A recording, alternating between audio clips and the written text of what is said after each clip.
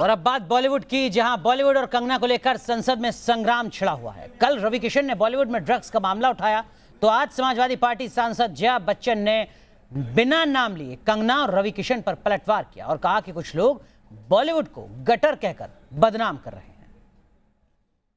हम लड़ेंगे ताकि आने वाली पीढ़ियां अपनी आजादी का उत्सव मनाएं। क्या करना? I completely disagree. नशे की दवाइयां हमारी फिल्म इंडस्ट्री में भी इसके एडिक्शन करवा दी। कंगना पर मचा संसद में संग्राम। कैसे कतरा कतरा करके उनका दिमाग तोड़ा गया। Have called it a gutter. Jaya Bachchan और रवि किशन आमने सामने। जिस थाली में खाते हैं उसमें छेद करते हैं। मैंने ना कोई थाली में खाया जया जी, ना किसी में छेद किया। बॉलीवुड की गंदगी के खिलाफ कंगना का मुंह खोलना जया बच्चन को रास नहीं आ रहा। यही नाम जिसको डिफेम करने में आज लोग लगे हुए हैं। राज्यसभा में बिना नाम लिए जया बच्चन ने कंगना पर हमला किया और कहा कि कुछ लोग बॉलीवुड को गटर बता रहे हैं। Sir, people who have made their name in this film industry have called it a gutter. I completely disagree.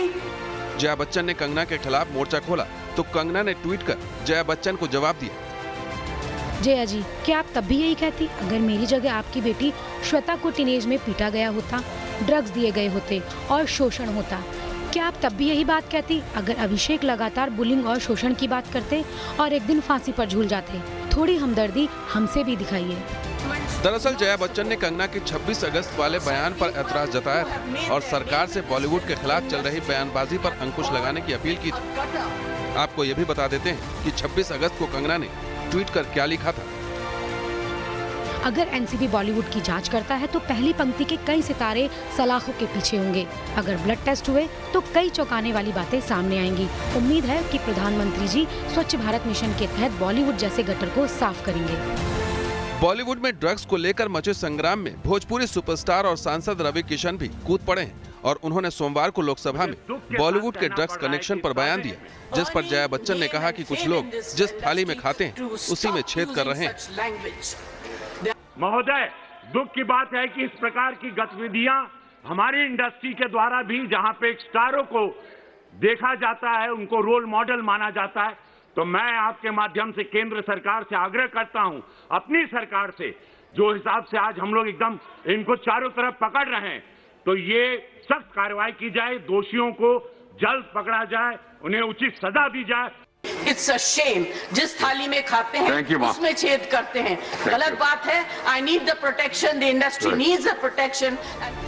Bollywood की बदनामी पर जया बच्चन ने रवि किशन के खिलाफ आवाज उठाई तो रवि किशन ने सामने आकर आज सफाई दी और कहा कि जया बच्चन को उनकी इस मुहिम में समर्थन करना चाहिए।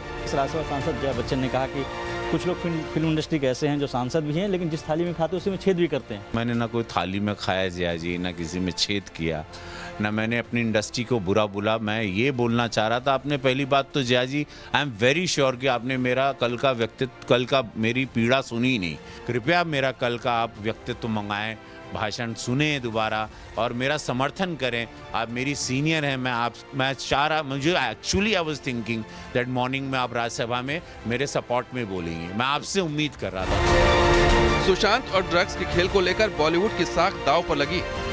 कंगना और रवि किशन विसिल ब्लोअर की भूमिका में, तो वहीं जया बच्चन को इस बात का दर्द है कि पूरे बॉलीवुड को बदनाम क्यों किया जा रहा है।